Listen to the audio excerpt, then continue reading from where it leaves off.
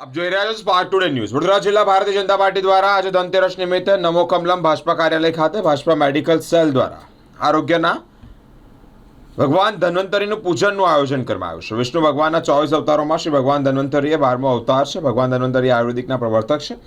આયુર્વેદ આરોગ્યના દેવતા શ્રી ભગવાન ધન્વંતરી છે, જેણે આ જગતને આરોગ્ય શાસ્ત્રની ભેટ ધરી છે. માનવીના દુઃખો દૂર કરવા માટે તે અવતર્યા હતા.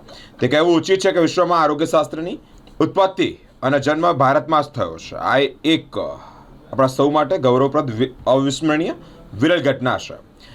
ભગવાન ધન્વંતરી દેવ અને દાનવ દ્વારા કરાયેલા સમુદ્ર મંથન દ્વારા પ્રગટ થયા છે. કાશીના મહારાજા દેવદાસ ધન્વંતરીના રૂપે આયુર્વેદનો પ્રચાર કર્યો હતો. આ ઇતિહાસ ભાગવત, મહાભારત અને પુરાણોમાં જોવા મળે છે.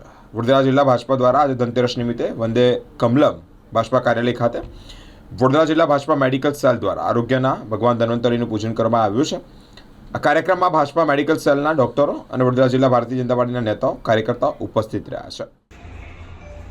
ભગવાનને વંદન કરો.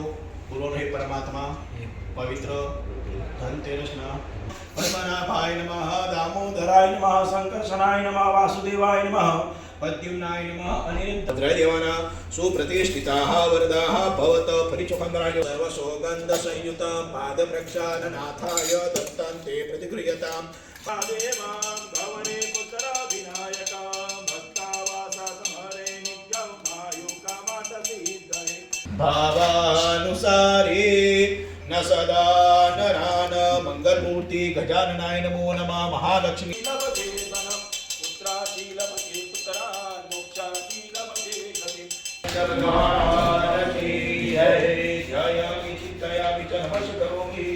આજે ધનતેરસ છે ત્યારે ભગવાન ધનતેરસના પૂજા કરી અને ભગવાનને પ્રાર્થના કરી કે સૌનું ભલું થાય, સૌનું સારું થાય. ધનતેરસના દિવસે ધન્વંતરી ભગવાનની પૂજા અર્ચના કરી અને આજે અમે પરંપરા મુજબ ભારતીય જનતા પાર્ટી વડોદરા જિલ્લાની અંદર જે ધનતેરસની પૂજા કરી અને સૌ કાર્યકર્તાને એનું વરસ અને ખૂબ સારું રહે એ માટે ભગવાનની પૂજા કરી આજે અમે બેઠા છીએ.